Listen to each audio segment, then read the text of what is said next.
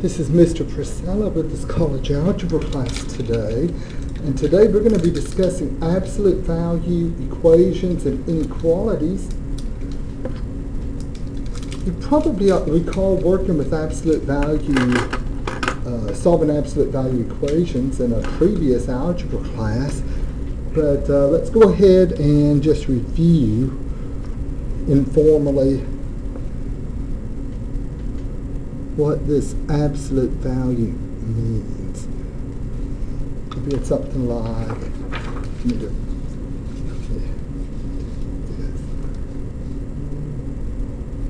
absolute value of x equals the distance, or maybe I should have said denotes, the distance between the number x and the number 0 on the number line. Now the reason, since we said distance, that sort of implies that it can't be negative, okay? It doesn't make sense to talk about a negative distance. If we had something like the absolute value of -6, well, if you picture a number line, the distance between 0 and -6, that's 6 units. So the absolute value of -6 is 6. And the absolute value of +6 is also a 6. Okay. The number over here on the right can't be negative. Once you take the absolute value of a number, you can't get a negative number. You're either going to get 0 or a positive number. If we were going to solve the equation, let's solve for x. Suppose we had this. Here's the equation. Absolute value of x equals 27. What numbers can go inside here for x? Just thinking, you'll see x, sometimes students will say 27, and I'll say, okay, there's two of them, +27 and -27. So what numbers can go inside here? Well, +27 and -27. Let's look at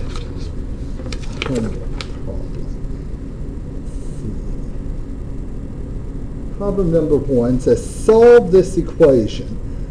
That's, hopefully you can tell that's not 18. It's absolute value of 8 minus 3x equals 3. Well, here's my thought process on this. If I just covered up those absolute value bars, what are the only two numbers that could, excuse me, not the absolute value bars. If I cover up the 8 minus 3x, what are the only two numbers that can be inside there? What are the only two numbers have absolute value equal to 3? Well, either +3 or -3. So you take take whatever's inside the absolute value bars and go equal +3 or equal -3. And how would we go about solving this? Well, I have to subtract the 8. So we have -3x equals, is that a -5? And then divide both sides by -3. So we're going to get two answers here. The first answer is a +5/3. Oh, that motion detector is already kicked on.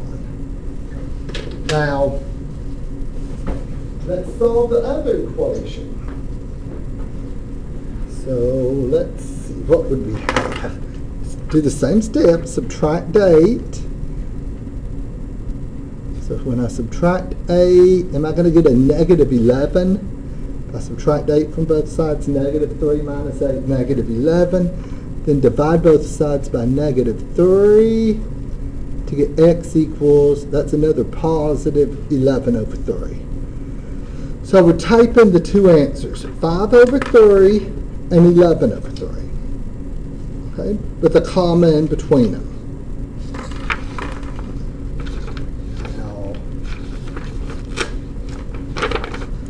So to solve an absolute value equation, and that's the stuff I'm sort of assuming, you've seen it somewhere along the way before in a previous class, and if you've forgotten it, okay, just, you have plenty of practice.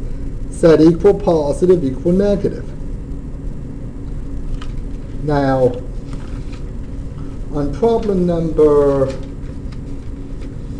2, this is an inequality. To solve an inequality, we're going to do it the same way we solved the other inequalities in our previous assignment. We're going to solve them using the cutpoint method. Okay? To solve with the cutpoint method, you first find the solution cut points by pretending this is an equal. Okay, so if this one equal, what are the only two numbers that could be inside the absolute values bars? I'm doing this one, setting it up the same way I did number 1. But the only two numbers that have absolute value equal to 8, well, those would be positive 8 and negative 8. So I set it equal positive 8 and equal negative 8.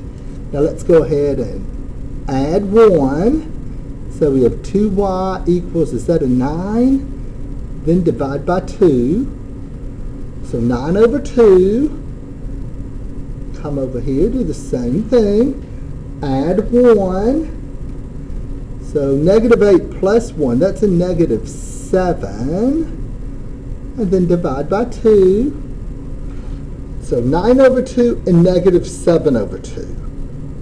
Those are our solution cut points, so you look up here to decide between open and closed circles. Do y'all remember how to decide? If there's an equal sign on there, are we going to include it? Well, yes. If there hadn't been an equal, we'd use open circles.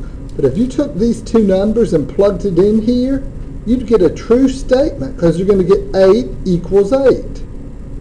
If there hadn't been that equal sign, it would be false statement because 8 isn't greater than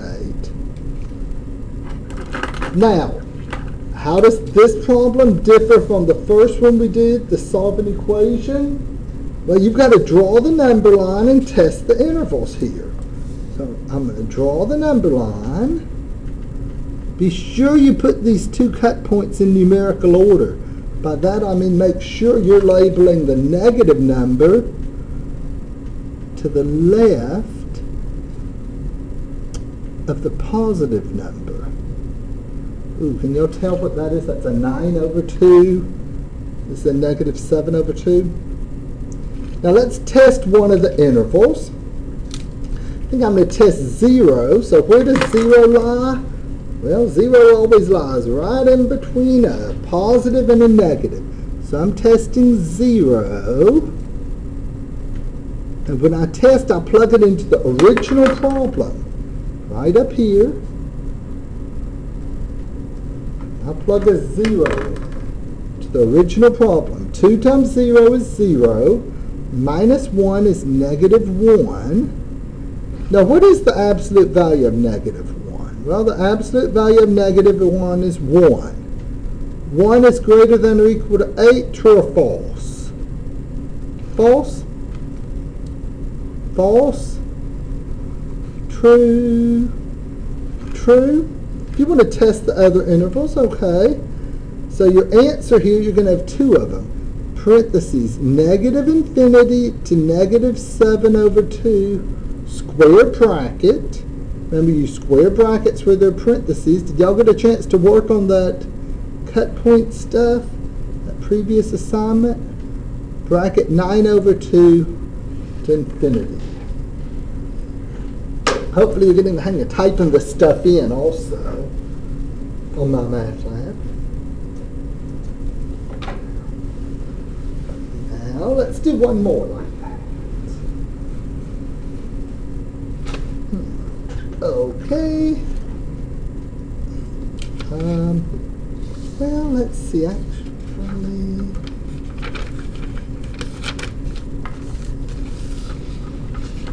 Before we do this next one, number 4, let's put a red star. And here's a really important rule.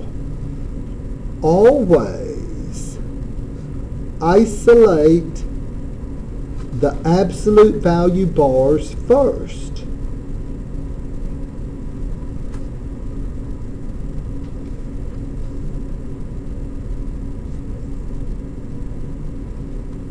So before you do anything, notice, look at this.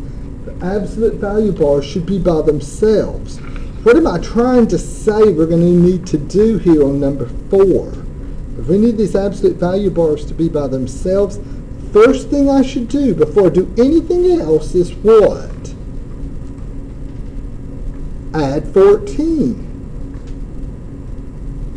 So here's the problem I'm actually going to solve. Absolute value of 2x plus 6 is less than what? Negative 6 plus 14, 8.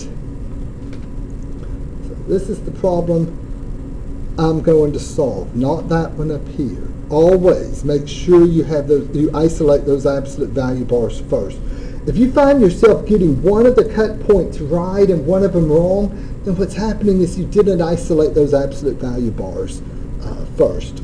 Or at least that's probably the mistake you're making. So how do we solve this? Well, okay, what numbers have absolute value equal to 8? I'm doing cut points. Find the solution cut point by pretending that there's an equals there. So it'd be 2x plus 6 equals positive 8 or equals negative 8. See, how would I go about this? I'd subtract 6 from both sides to get 2x equals, 2. Then divide by 2. So my first cut point, x equals 1. Over here I'll do the same thing, subtract 2. Sometimes students will say negative 1. Well, no, not negative 1. Negative 8 minus 6, that's a negative 14. What are we getting here? X equals negative 7. So the two cut points are 1 and negative 7. Look up here to decide between open and closed circles. It's going to be an open circle, right? Because if you plugged a 1 in here, you'd have 8. 8 less than 8 is not true. So draw a number line. Label those cut points in numerical order. Negative 7, positive 1, and test the intervals. Let's see. Well, I'm going to test the one that has 0. So right here, I'm testing 0. So if I plug a 0 in here for x, putting a 0 right here. 2 times 0 is 0, plus 6 is 6. So we have absolute value of 6, which is 6, is less than 8. That's true, isn't it? So my solution, set, parentheses for the open circle, negative 7, comma, 1, close parentheses.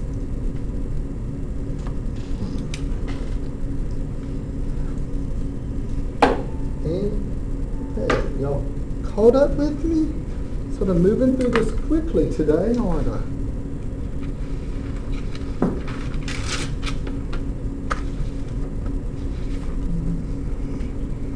Well, let's see.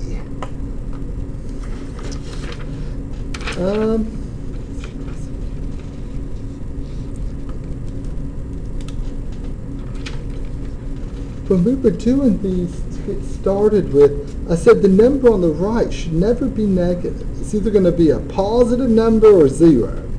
If we're looking at the absolute value of 0, then that would be 0. A lot of times you'll hear people saying, okay, the absolute value equals positive. Well, yeah, it's either positive, or if there's a 0, then the absolute value of 0 is 0. So there shouldn't be a negative number over here on the left. Let's discuss what we would do if there were a negative number. Here's a couple of special cases. Some special cases. Suppose we have absolute value of x is less than some negative number. Suppose we have a negative number on the left. Well, let's think about this for a moment. If we take the absolute value of some number here, it doesn't matter if the number inside there is positive or negative. Okay, let's suppose we had, doesn't matter if the number inside here is positive or if it's negative. So it could be a 3 or a negative 3. But once you take its absolute value, you're going to get what sort of number? Positive or negative? Well, positive. So we have positive less than negative. Is that never true or always true? Well, a positive number is never less than a negative number. So when that happens, there's no solution. There's no number that'll make that statement true. Whereas if you had absolute value greater than a negative number. Now, it doesn't matter what's inside here. It might be a positive number or it might be a negative number. But once you actually take its absolute value, you'll have a positive number. So positive greater than negative, is that never true or always true? Well, that's always true. So then it wouldn't matter what number's inside here. You can put any number in for x. So how would we write any real number on the number line? We're going to write that in interval notation, negative infinity to positive infinity. That means all the numbers on the number line. Now these two statements here are true even if there's an equal sign on there. Okay? So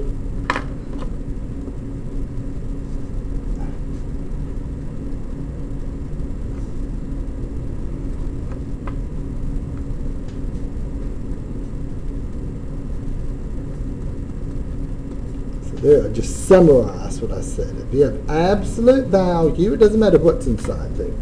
That's less than negative, you think, okay, a positive can't be less than a negative, so no solution. A positive is always greater than a negative, all real numbers. And again, it doesn't matter what's inside here, a positive number or a negative number. What you're going to get back, if it's positive or negative, is a positive number. Again, there's nothing wrong with your computer. With your computer, when it goes black like that, it's the motion detector in this room not sensing that anyone's in here and cutting off all the power. Okay? So let's do, I want to do problem number 6.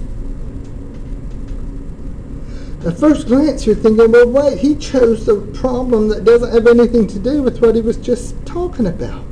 But wait a minute, remember what we said earlier. You got to always isolate those absolute value bars first. So before I do anything, what do I need to do? Well, subtract 9. Subtract 9. So here's the problem. Absolute value of 6x plus 2 is less than negative 4.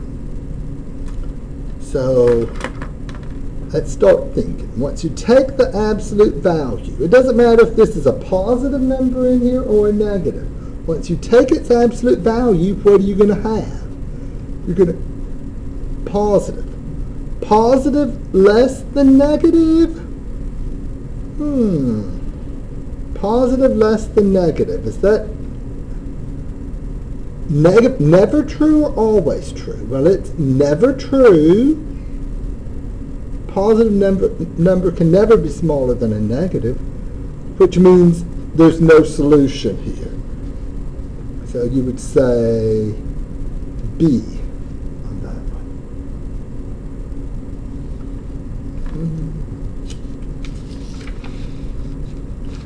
Number 7, it's exactly like, it's already got the absolute value bars by themselves. So see if you can follow my logic. I'm hoping you can do this without just memorizing this. Okay, this is one of those things you should be able to mathematically think your way through the way I'm thinking it. It doesn't matter what's inside here, a positive number or a negative. Once you take the absolute value of a positive or a negative number, you're going to have positive. Positive greater than negative.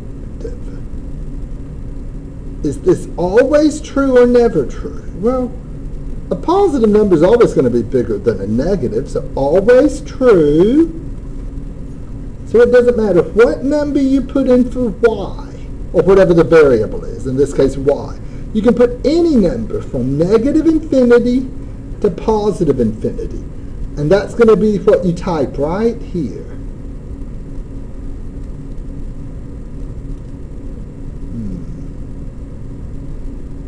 Okay?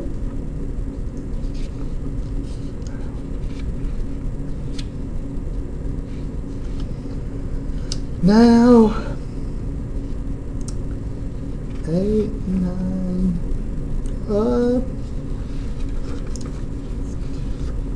let's do this problem 9. Problem 8 and 9. If you click on view an example when you're doing, say, this problem 2 and so forth, they're going to be doing them a little different from me. They give you some rules instead of actually just drawing the number line and testing. And I think if you look at view an example for problems 8 and 9, you're going to figure out my way of doing these is actually easier. Okay? So on problem number 9, now I think there's one video where I do one of these, just a separate video. Here I'm going to do another one. Okay? So you have 2 examples of these. The absolute value bars are by themselves. Oh, why is this one different? Well, because it's a quadratic absolute value inequality. So the absolute value bars are by themselves. So we think, okay, what are the numbers that can be inside here? What 2 numbers have absolute value equal to 10? Treat it like it's an equation. You're doing the cut point method, finding the solution cut point. Well, whatever's inside there needs to either equal positive 10 or negative 10.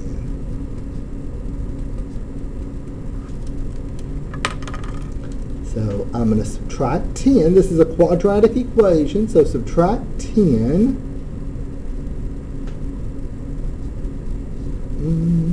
Oops, I miscopied. That's a 17. That's a 17.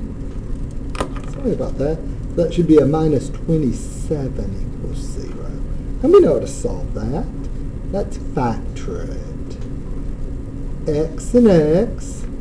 27 is 9 times 3. Is that what y'all think we'd be using?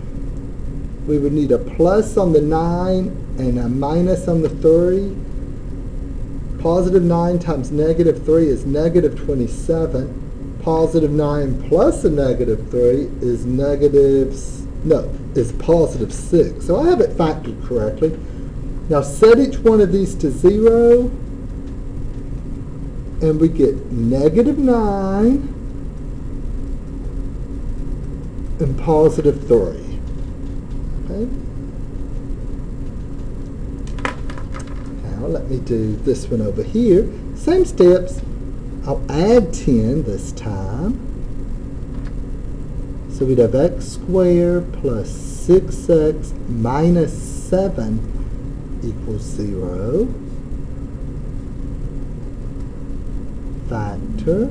Now, I mean, heck, there's not a lot of choices. 1 times 7 is all that's going to give us 7.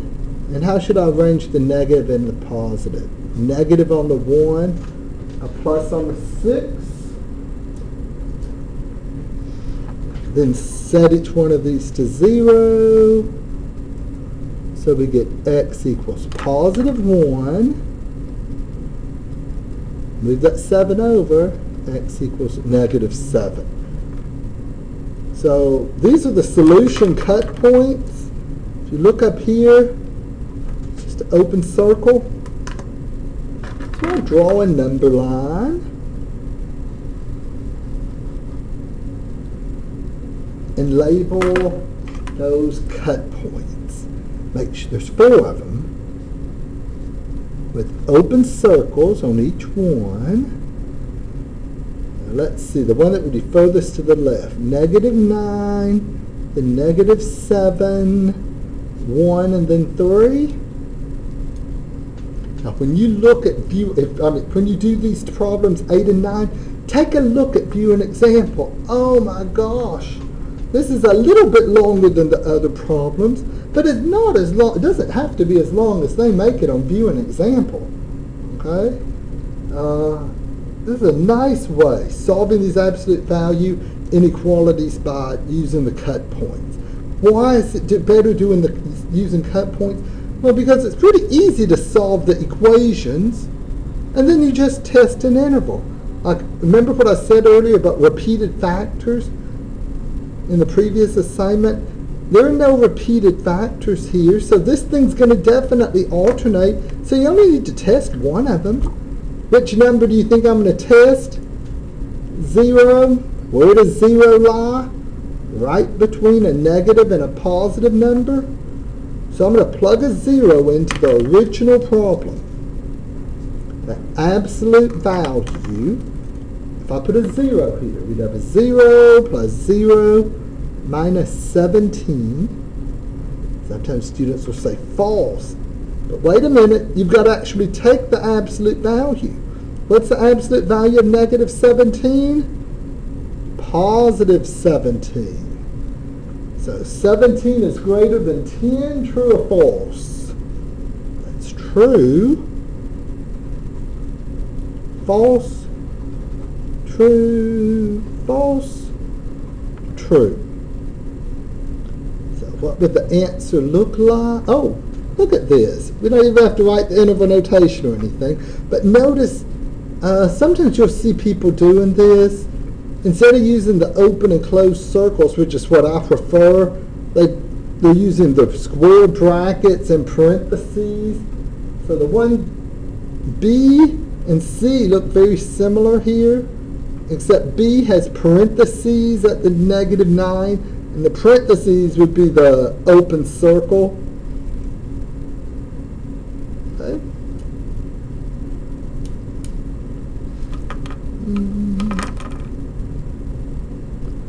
And then number 10, there's no absolute value. It's just a review of the Plano cut point method from the previous assignment.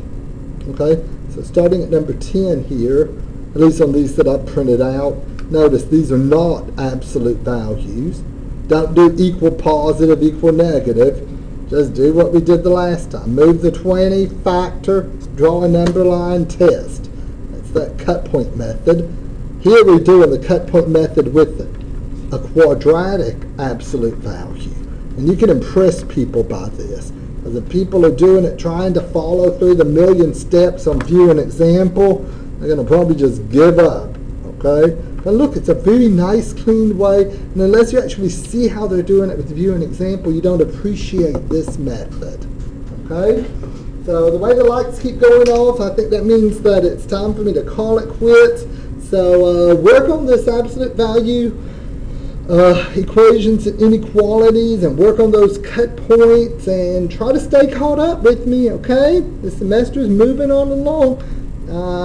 Have a good day, and I'll be talking to you later. Bye-bye.